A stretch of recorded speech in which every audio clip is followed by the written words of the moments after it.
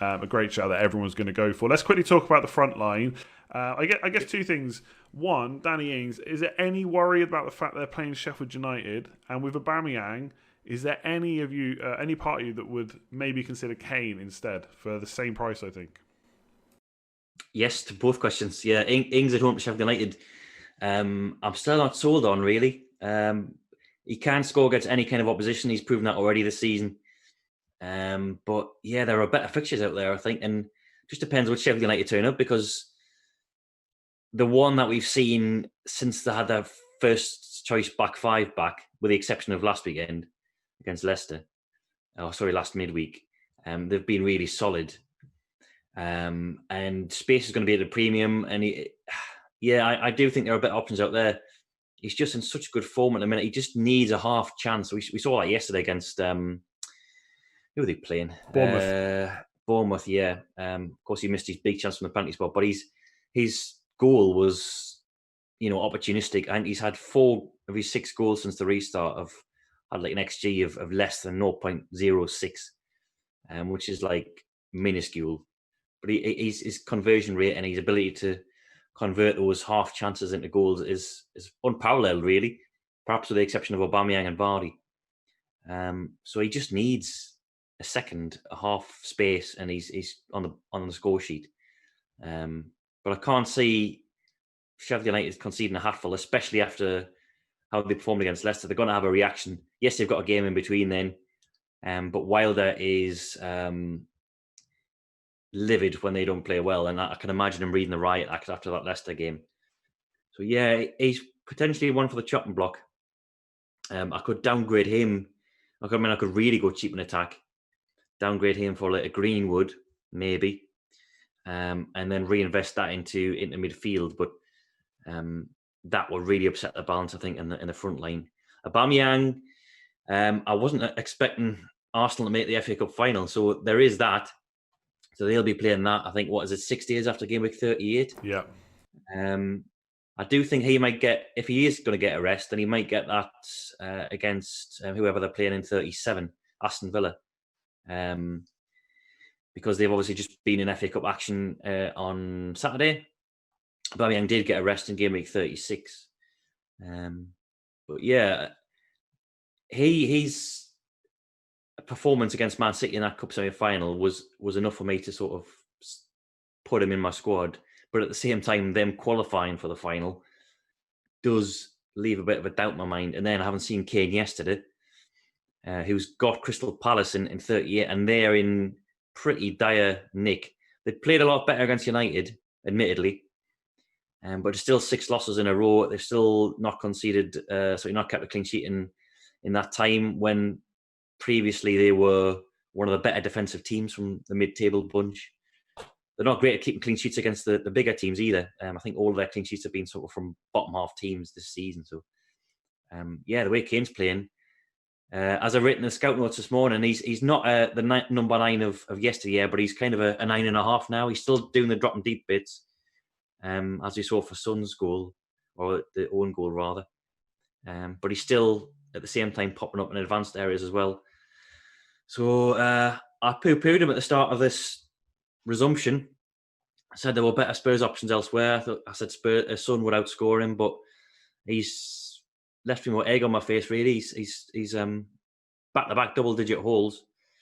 He's not obviously not going to catch Vardy now in the Golden Boot race, but I don't think that really matters to him. I think it's just the fun of scoring goals is what drives him. So yeah, it's an option. It's an option because I haven't got any Spurs representation at the minute. And again, a bit like Liverpool away at Newcastle, not the tough fixture it would have been midway through the season, maybe, because Palace are not so much on the beach, but they've already departed from the departures lounge, I think, and they're on the flight. And yeah, they've down the likes of Van Aanholt, they're down Cahill as well, who's their best centre half. So yeah, a few things to think about. Yeah, I said on the Scoutcast that I preferred Kane to Aubameyang. Obviously, not seen Aubameyang play against Villa yet, but Kane getting off with 2 goals has started well. I do. It's a tough one because Watford obviously sacked the manager, so we don't know what kind of Will they get like a new manager bounce? Will Aubameyang get limited minutes because the FA Cup finals coming? We just don't know. And Spurs, Kane's getting so many big chances as well. Like way more than Son. That could be like a huge fixture. Plus, as well, he's definitely a 90-minute man, and he hasn't had. I don't think he's had a penalty since restart. I could be wrong about that. So sure, I mean, he's kind of. It feels like he's due one at the moment. So yeah, I still like Kane, but I can't really argue about Aubameyang because he looks so good against City, and there's no reason he can't do that against Watford. I will just say, just in case anyone else is in a similar position with team value, like not having Danny Ings is like such a big call because he's so well owned. But yeah, Greenwood could be a good option, although he's not getting a huge amount of chances in the last few games. The other one, of course, is last week's phenomenon, which is Chris Wood against Brighton. That would free up 1.5 million, which could be redistributed. So yeah, if anyone else is in a similar position, that's something to think about. I'll just quickly bring up your other team because it is pretty similar. I think the core of it is still the same, but you've got Jesus instead of David Silva, and one of the ways you funded that, or pretty much the way you funded that, is Lacazette in for Aubameyang. So do you think he's a genuine option, Lacazette? Not really. I think it depends if I get any kind of heads up on a team news. So Lacazette or ideally Nketiah, if they're starting in 38, I don't think they're as good an option as Aubameyang, not by a long stretch. But for example, see if Nketiah, we got a heads up that he's starting in 38. Now that's immediately a saving of 6.5 million. If I had, say, Kane and Nketiah as my front, or Jesus and Nketiah as my front two, and then a real power 5 midfield, upgrade David Silva to Sterling, something like that, then that's a possibility. Jesus, I do like, as I discussed before, much like Kane, I wasn't sure about him at the start of this run, but he's just, every time I predict the benching for him in the team music, continues to start. I can't remember, is it 6 or 7 now in a row he started in the league? Yeah, something like that. Yeah, ridiculous. Pep occasionally managing him in the form of early substitutions, although not so in the FA Cup semi-final, which maybe he'll get his rest out of the way in 37.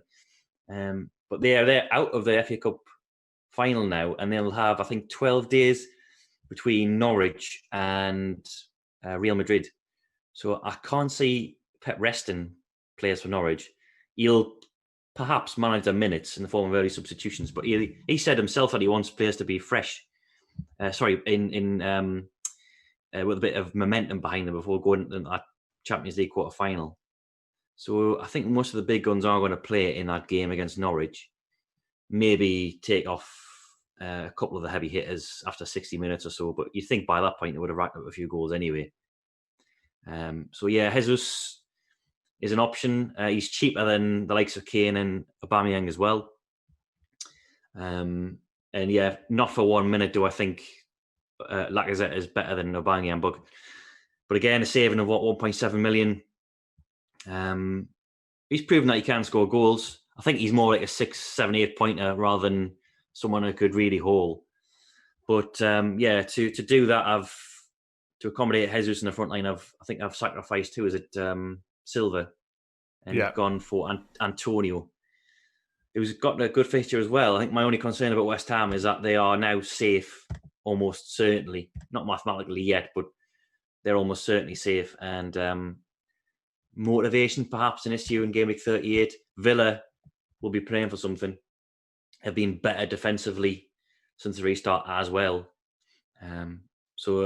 Yeah, I'm not convinced about Antonio. Somebody asked me on Twitter this morning if, I think it was James Mason as well, I'll give a shout out to him, if I've got any cast iron nailed on picks for 38. I think my only one is Brandon Williams. Oh, wow. I think he's the only one I'm absolutely certain about. There's so many options and so many different permutations you can do, even with a team value as rubbish as mine, that I'm not set on any of the picks like you see on the screen at the moment, which is a bit of a worry because I know come 38 I'll get to kickoff time and the players I had in this initial draft will be all banging while I watch Lacazette come off after 56 minutes for a 1-pointer.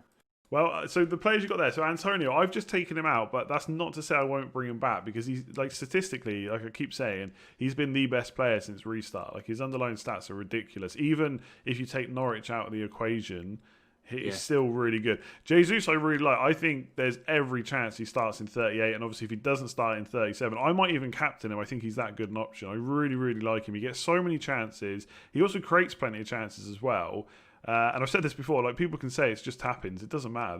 They all count the same from FPL.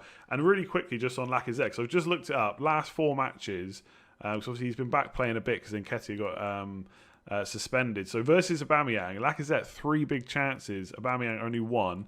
And bearing in mind, Lacazette in that same time has played 75 less minutes.